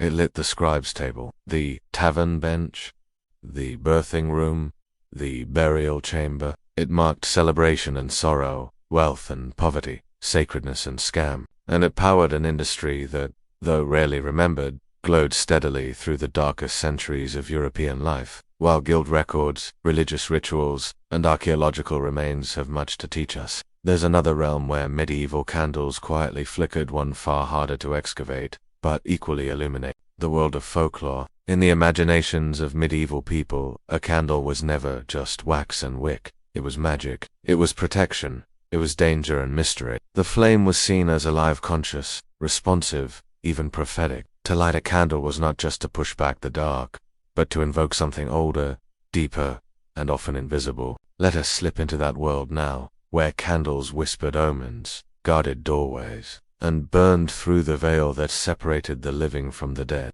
Across much of Europe, the candle played a key role in folk divination. One of the most widespread beliefs involved using the shape of melting wax to predict the future. A candle would be lit and left to burn in silence, often in a darkened room. As the wax pooled and ran, participants would interpret the shapes that formed, much like tea leaves or smoke. A wax puddle shaped like a ring might foretell a marriage. A long drip resembling a tower might mean a journey. If the wax split into two paths, it was taken as a sign of indecision or worse, betrayal. Another practice involved dripping hot wax into cold water, a form of as the wax hardened instantly into complex shapes. The person performing the ritual would read the forms for answers to questions about love, health, or fate, though the church disapproved of such acts, calling them superstitio, and sometimes heretical. They persisted for centuries, especially in rural areas where formal doctrine held less sway than custom and survival. Candles were also used in love magic. In parts of medieval Germany, it was believed that writing a person's name on a strip of parchment, rolling it around a candle, and burning it during the waxing moon could draw that person closer to you. The melting wax was seen as a bond, softening the heart of the desired one, just as the flame softened the candle. In Slavic folklore, young women would float candles on small wooden boards during midsummer festivals. The direction in which the candle drifted, or whether it flickered out, was thought to predict the girlless future. A sinking candle meant loneliness. In some traditions, candles were charged with spoken words, hopes, curses believed to be absorbed by the wax, and released as the candle burned. These quiet rituals were often performed in solitude, away from prying eyes, and rarely written down. But oral histories and ethnographic records suggest they were widespread, even among those who otherwise lived strictly within Christian norms. Candles also served as wards against the unknown. In many cultures, it was believed that evil spirits feared fire and, particularly, a candle placed in the window was said to keep the dead from entering. A flame near a crib protected infants from night terrors or candles were even used to guard. In noble households, there were rules for trimming the wick, rules for extinguishing flames. Wax strips were to be prevented at all costs, partly to conserve the candle, but also to preserve the immaculate tabletops and polished floors. Some estates employed dedicated staff for lighting tapers or torchbearers, particularly during events or feasts. These individuals were responsible not just for keeping flames burning, but for orchestrating the light, when to dim, when to add, when to create mood. In this way, candlelight became part of courtly theater. A feast might begin with a low glow, intimate, subtle. As the courses progressed, more candles were lit, heightening the atmosphere. By the time the musicians played, the room glowed like a secular cathedral, each face painted in warm gold, each jewel on a noble's hand catching the light and returning it with sparkle. This use of light was no accident. It was calculated. Candles also played a key role in noble ceremonies. At weddings, tall tapers lined the procession path. They were held by bridesmaids, by pages, by attendants' flames that symbolized prosperity, purity, and the endurance of the bond being formed. During baptisms, a special candle might be presented, sometimes ornately carved, its base wrapped in cloth of gold or embroidered silk. It would be lit during the service and later brought home as a keepsake, preserved for later milestones in the child's life. And at funerals, wax was poured into records from the 14th century detail noble funerals where over 200 pounds of beeswax candles were burned in a single night. These were not just for light, they were symbols of mourning, of wealth, of the soul's safe passage. Each candle burned was a prayer made visible, each flame a silent mourner. The elite also indulged in candle accessories. Candle holders became art. Bronze lions, carved angels, twisted vines of pewter. In some cases, holders were built into the furniture itself, writing desks with recessed candle wells, bedposts with integrated lanterns were not crude boxes of horn and tin, as found in the countryside, but elaborately filigreed glass and silver. Some were stained, diffusing light in soft colors across the walls of a lady's chamber. Even travel candles were refined. A knight riding long distances might carry a beeswax taper in a waxed leather case, complete with a foldable silver stand. Light, yes, but with dignity. Yet for all this luxury, the candle still held its symbolic weight. Even in palaces, it was more than mood lighting. During treaty signings, documents were illuminated by tall wax tapers. Their flames were said to bring clarity, to dispel deception. The light of reason. In some courts, before major judgments, a candle would be lit at the start of deliberations and extinguished only when the decision was reached, a visual reminder that truth, like a flame, must be protected. Even kings feared the day the light might gutter. While the great halls of castles shimmered with golden wax and jewel-toned glass, there was another side to the candle's light, or more precisely, to the work behind that light. Because for every noble dining beneath a halo of steady flames, there were servants in the shadows, those who fetched, trimmed, cleaned, and quietly kept the fire alive. Let us step down from the great chambers, into the quieter, colder places. The sculleries, the servant corridor, the corners where candlelight was not a luxury, but a necessity for completing work in silence. The daily life of a servant in a noble household was long and rigid. Tasks began well before dawn and extended late into the night. Much of this labor happened by candlelight, particularly in winter months, when daylight might only offer 6 or 7 usable hours. There was little room for the clean, sweet-smelling beeswax used upstairs. In these domains, light came from tallow candles, the same fat-fed, smoky, grease-scented tapers used in commoner homes. In fact, household tallow was sometimes rendered from the scraps of the noble's own kitchen's bones from the roast, trimmings from the cook's refuse. Nothing went to waste. Servants, especially younger boys or lower-ranked maids, were tasked with trimming wicks and managing the flame. This might sound simple. A neglected candle could burn unevenly, drip hot wax onto linen or floorboards, or fill a tight room with acrid smoke. In a stone castle with many flammable furnishings, tapestries, bed straw, a single mistake could start a blaze that engulfed the entire wing. So, trimming, snuffing, and carrying light became a delicate, almost meditative practice. Each morning, a designated servant, sometimes called a taperer, would check every occupied room, replacing spent stubs with fresh ones. They carried knives for trimming, scissors for cutting wicks, and a snuffer bell to extinguish flames without blowing. They moved quietly. To draw attention to a candle was to remind the room of the labor behind it. Most nobility preferred to forget that the light illuminating their manuscript or meal had passed through many soot-stained fingers.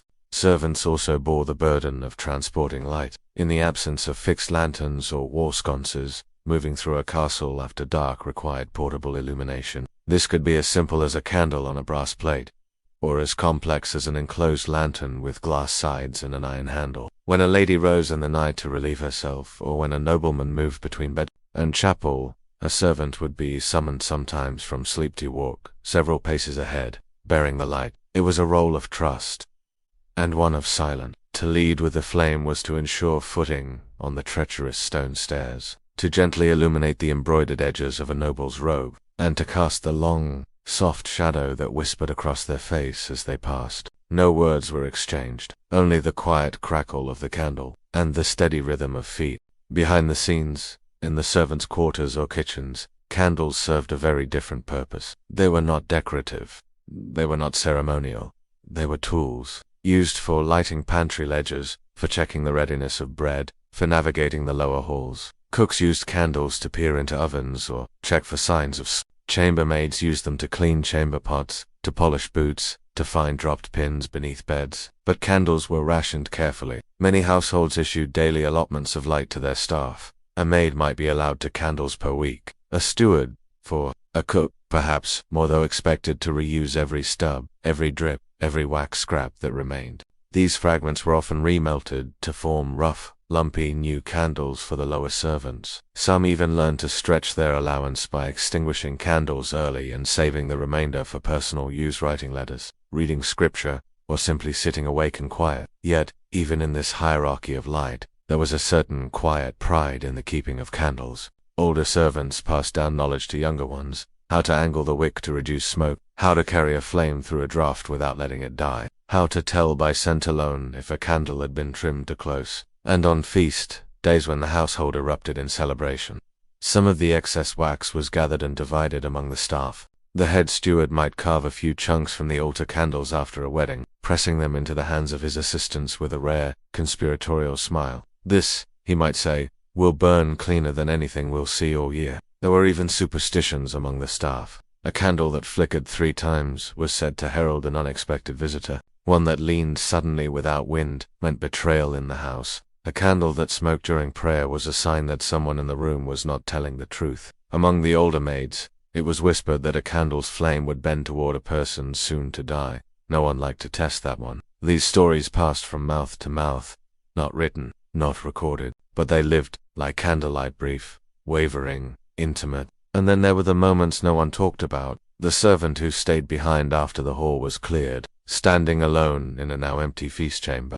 watching the light from a dozen beeswax candles drip silently onto the tablecloth. The boy who sat on the stairs with a leftover stub from a noble's desk, holding it in cupped hands, just to feel the warmth.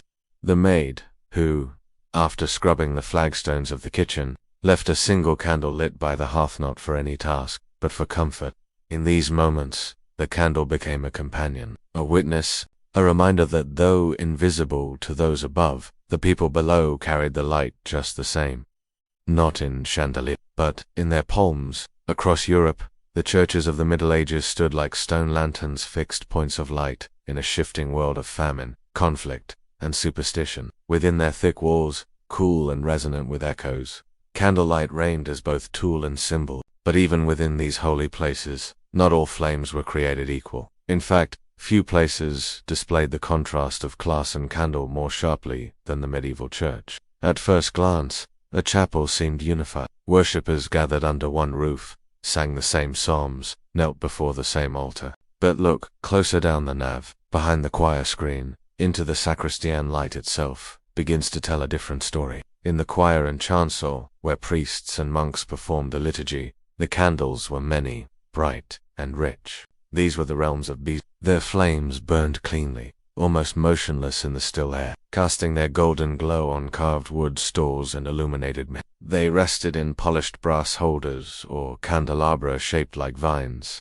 serpents, or angels. Some were mounted in the elaborate hanging coronae above the altarings of light that mimicked the celestial spheres. Beeswax was, by ecclesiastical decree, the only acceptable substance for altar candles. Its purity symbolized the virgin birth, born of the body, but unstained by sin. Its sweet smell, too, was symbolic, offering a pleasing aroma unto the Lord, as described in Scripture. The Church not only endorsed this symbolism, it regulated it. Canon law across much of Western Christendom dictated that only pure beeswax could be used in the Eucharistic service. Tallow was deemed too base, to corrupt. It belonged in homes, in kitchens not in the presence of the divine. So while the faithful knelt behind wooden screens with the faint smell of smoke drifting into their pews, the priests behind the altar breathed in beeswax and incense, bathed in gold and silence. Meanwhile, in the nave, where the laity sator more often stood, the lighting told a different tale. Here, candles were fewer. They burned with more flicker, more soot. Some were donated tallow stubs from a grateful family, or a modest beeswax taper left in thanksgiving. These offerings were placed on side altars or devotional niches, often in front of statues of saints or holy relics. Many of these candles were communal. A group might donate a large candle to gather its flame, representing the shared prayer of a village or guild. In some cases, candles were lit not as part of the mass, but alongside private pleas.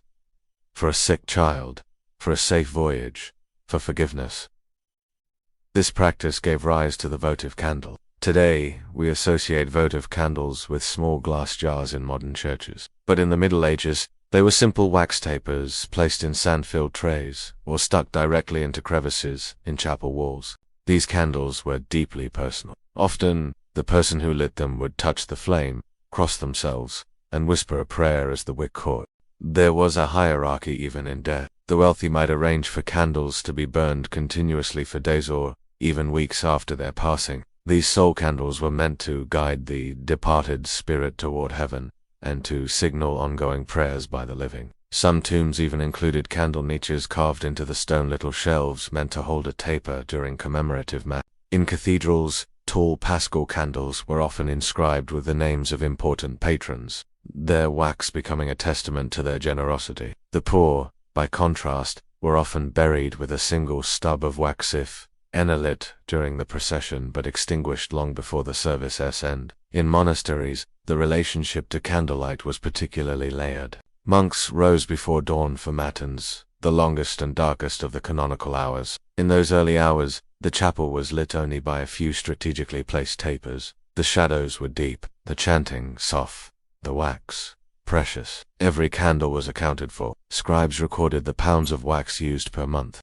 Some monasteries even had internal chandlers, monks assigned to oversee candle storage, trimming, and use. In the Cistercian order, known for its austerity, strict quotas governed how much light could be used in any given room. Illumination, after all, cost money. And yet, despite all the structure, regulation, and symbolic clarity, the candle sometimes escaped its intended purpose.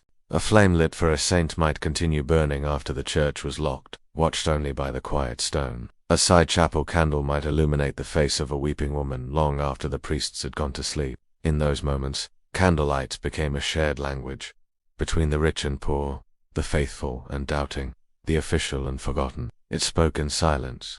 It flickered with meaning, and it reminded everyone, regardless of rank, that in the face of the great darkness, the eternal darkness, the only true division was between those who still had light and those who did not. In the grand tapestry of medieval life, the candle was more than a tool or a symbol. It was a quiet mirror reflecting not only how people lived, but who they were, their class, their gender, their role, their hopes. And nowhere was this more evident than in how different people used, controlled, or were excluded from light. Let us turn our focus now to those who lived not at the extremes of nobility or poverty, but in between. Widows, healers, spinners, and scribes, people whose daily lives were shaped by candlelight, but who left behind few records of their own.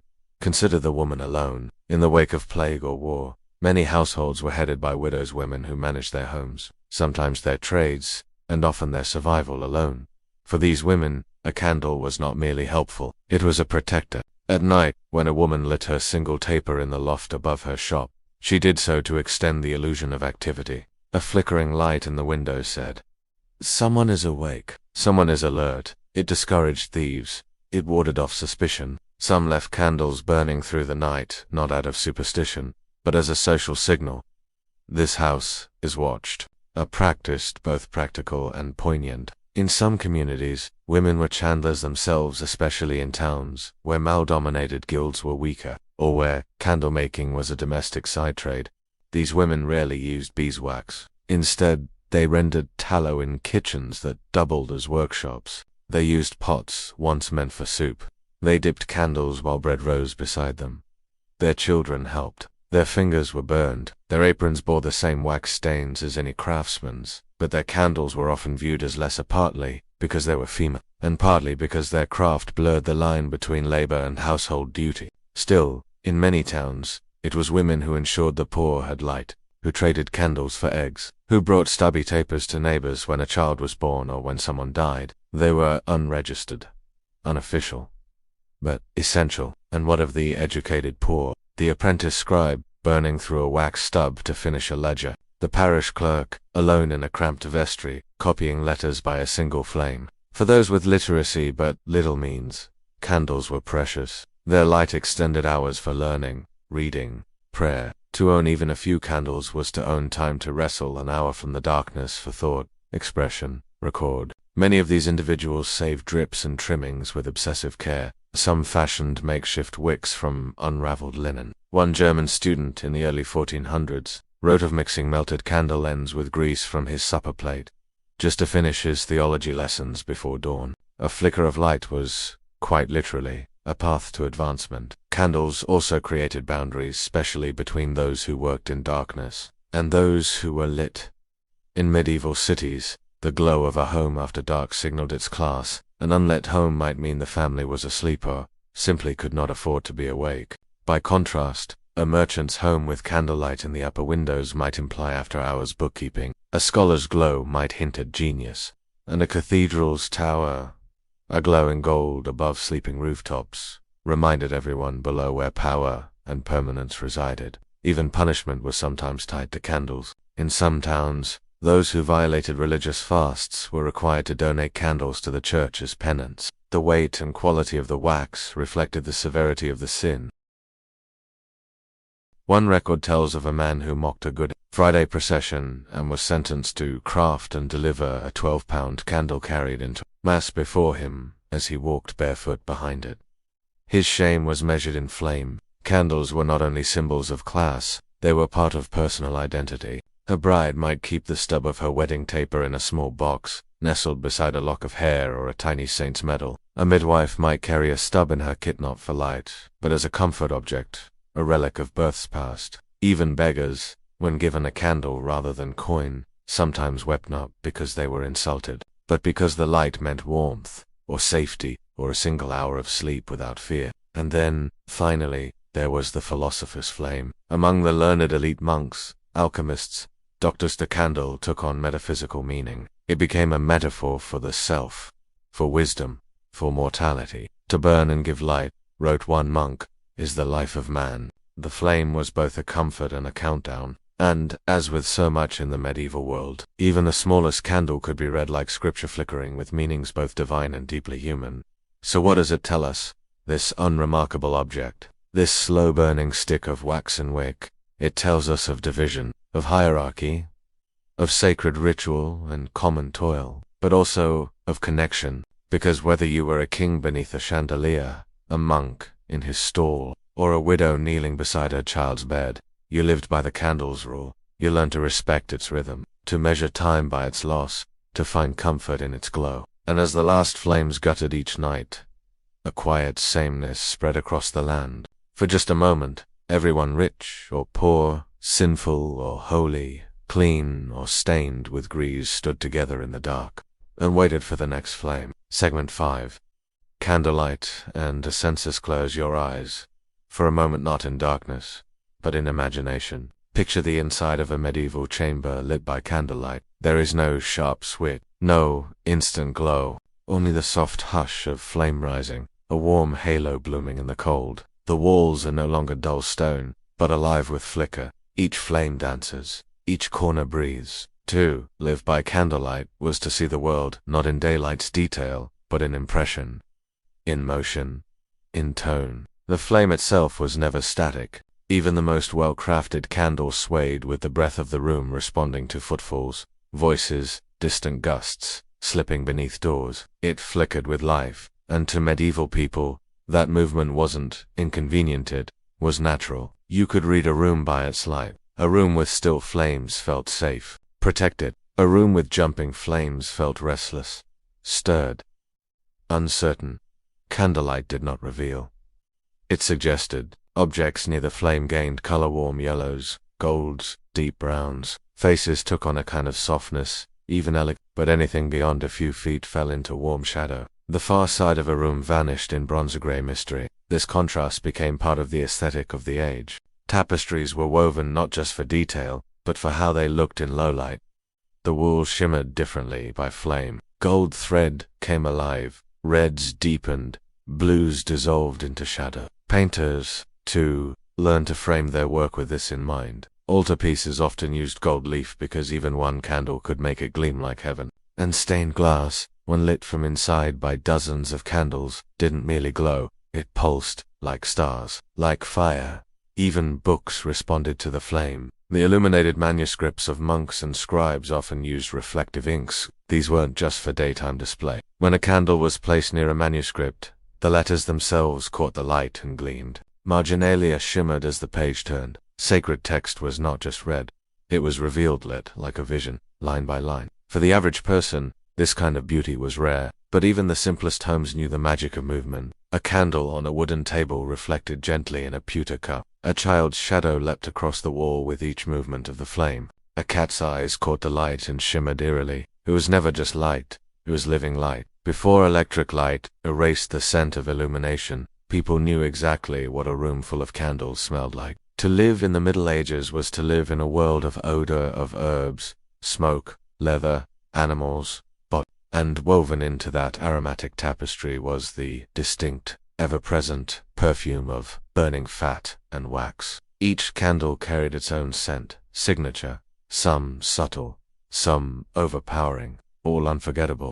The tallow candle, most common among the poor and working class, gave off a strong and often unpleasant smell. Made from the rendered fat of sheep or cattle, tallow produced a burning scent that was earthy, sour, and unmistakably animal. Imagine warmed leather left too long in the sun, a whiff of lard thickened by smoke. In kitchens and workshops, it was background noise to the nose. In bedrooms, it lingered on the sheets and in the straw-stuffed pillows. When multiple candles were lit at once, the scent was almost meat-rich and clinging, not unlike a slow-cooked stew gone slightly wrong. And yet, to those who lived with it, this was the smell of comfort, of work being done, of the long night made bearable. Beeswax, by contrast, was a luxury not only in price, but in fragrance.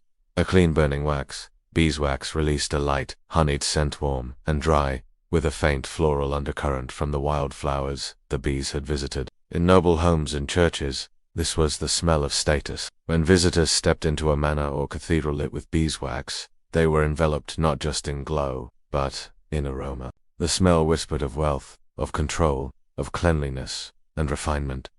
In monasteries, the scent was even spiritual. Burning beeswax combined with incense from censers, frankincense, myrrh, sage. The air was thick and heady, and the smell itself became a form of prayer. To breathe it in was to join the sacred rhythm of the Mass.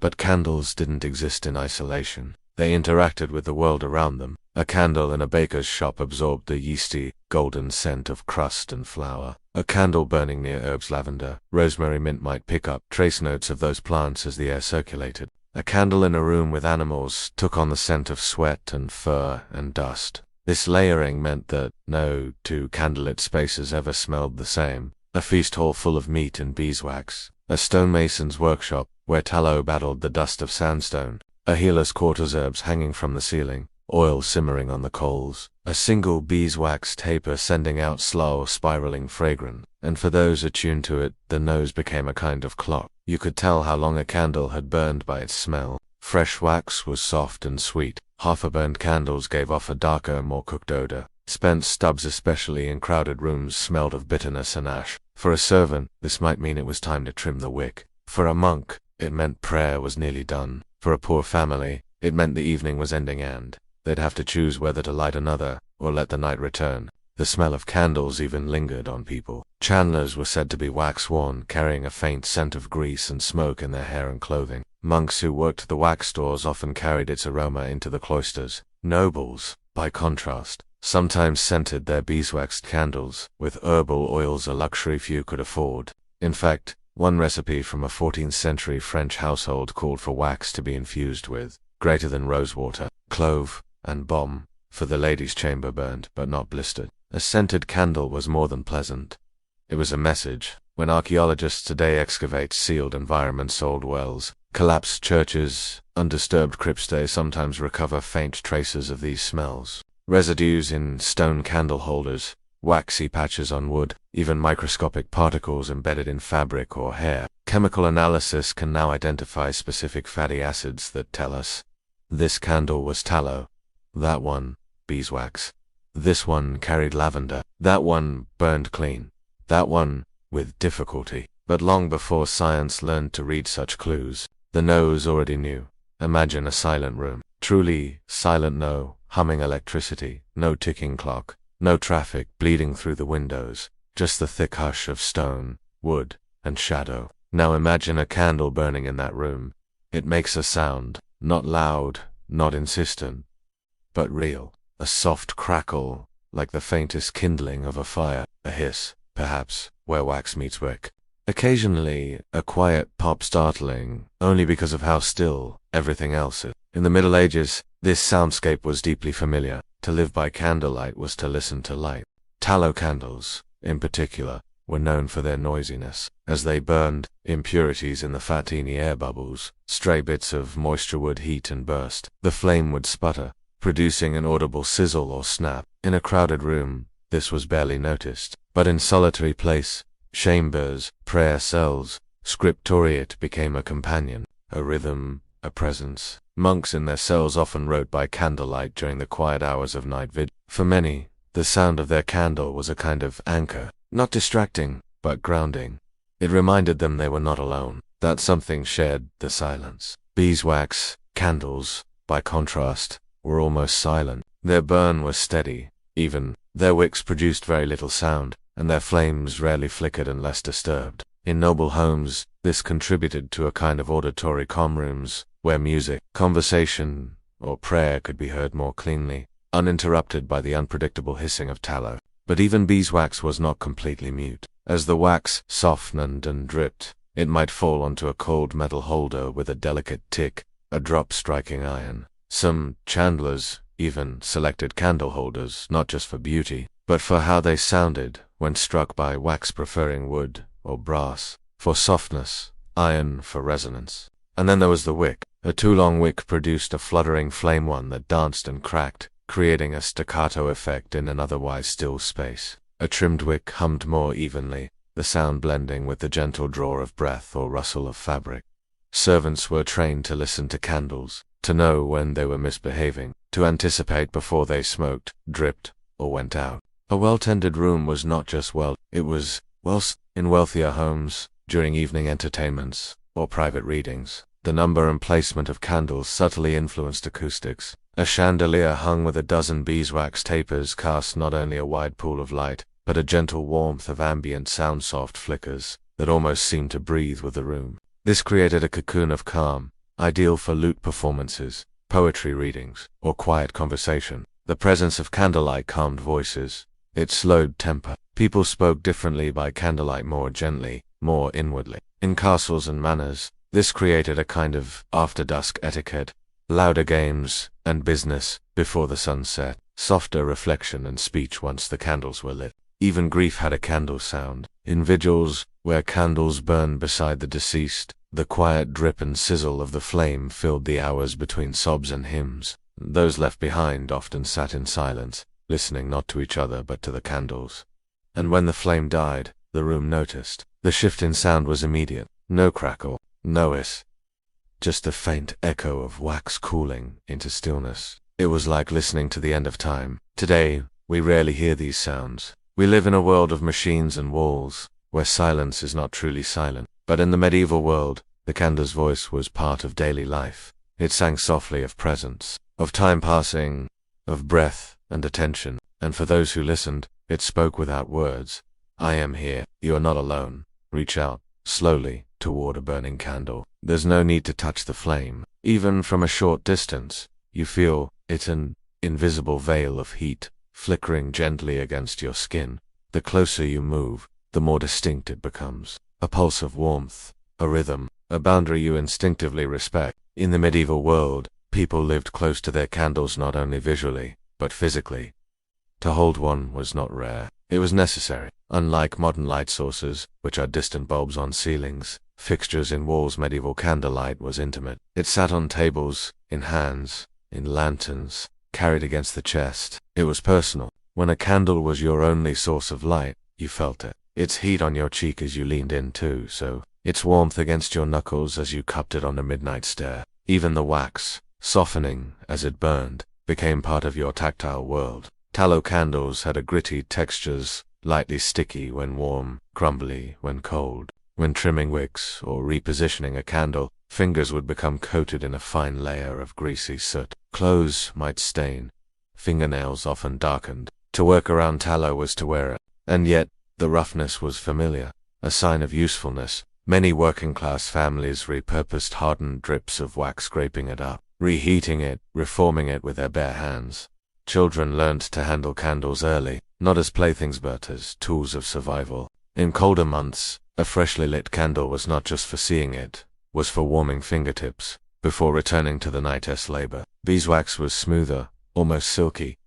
When warmed, it became pliable like clay, but finer. Monks and scribes often used spare wax to seal scrolls or fix parchment. It smelled clean and left little residue. Holding a beeswax candle was like holding something precious, its surface smoother than skin, its weight oddly comforting. Some elite households even molded beeswax into decorative stars, miniature animals, just to admire the form before melting it down. These small sculptures sat on shelves, fragile but pleasing to touch.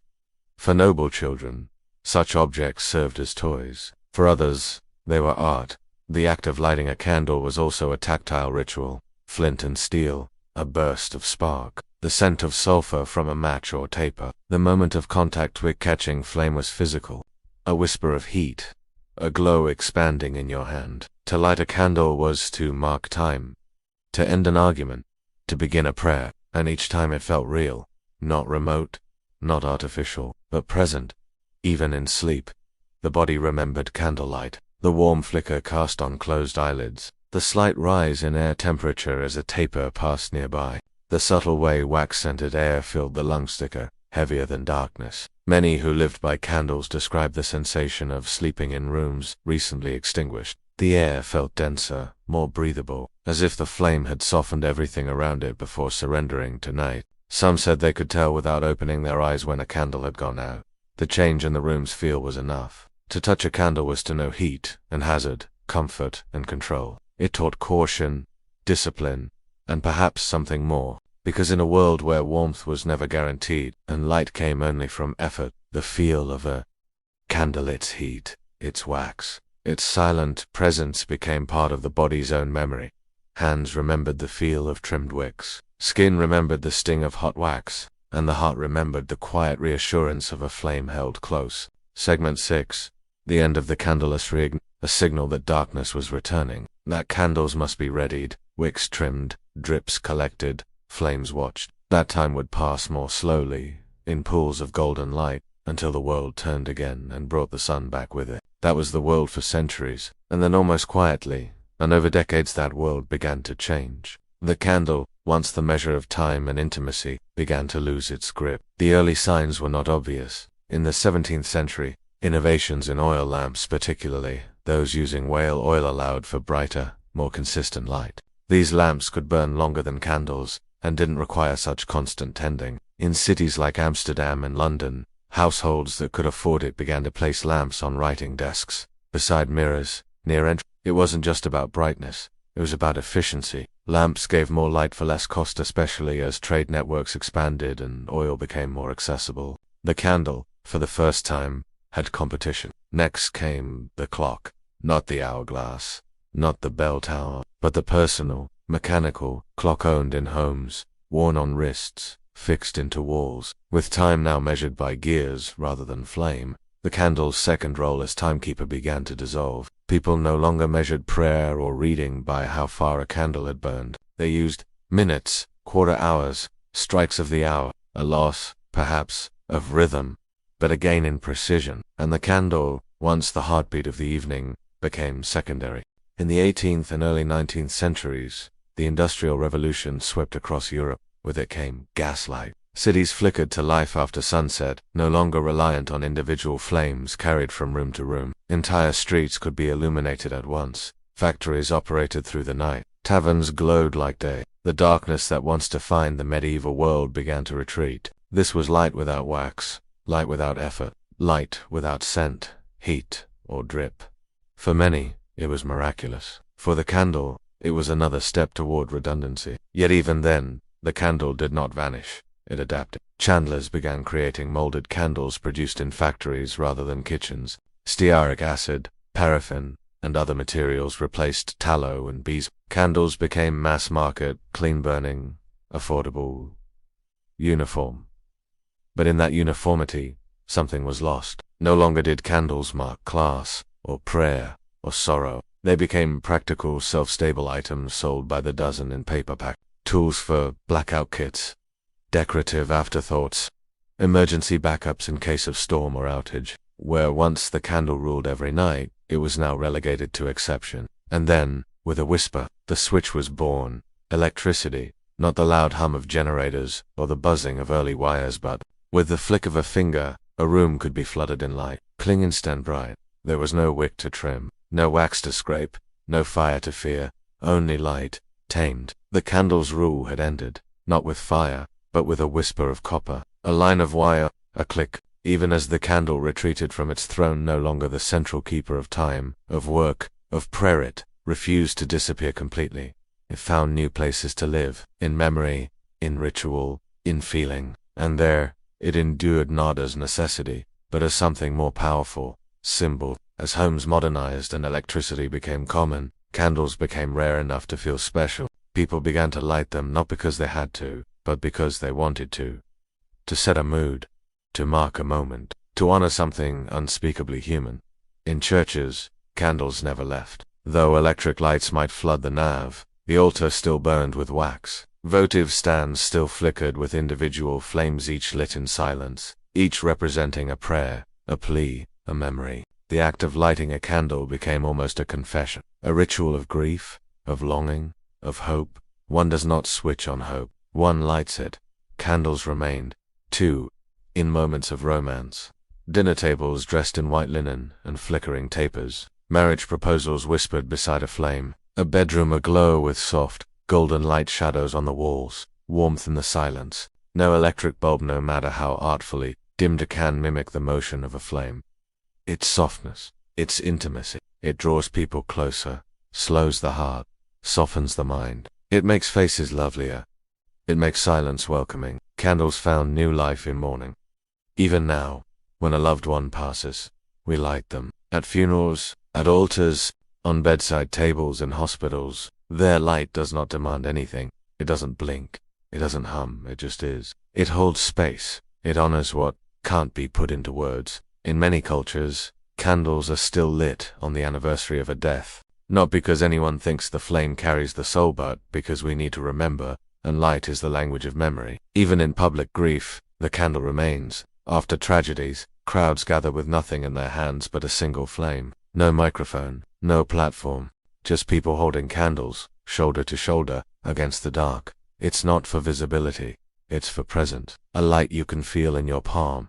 That flickers when you breathe. That reminds you you're alive, and so were they. In quiet homes, too, candles persist. A warm bath, lit not by vanity bulbs but by soft glows along the tub. A birthday cake, crowned with fire for a wish that will never be spoken. A book read under a blanket, with a single flame watching near but not necessary, perhaps, but chosen, because something about the candle still feels true.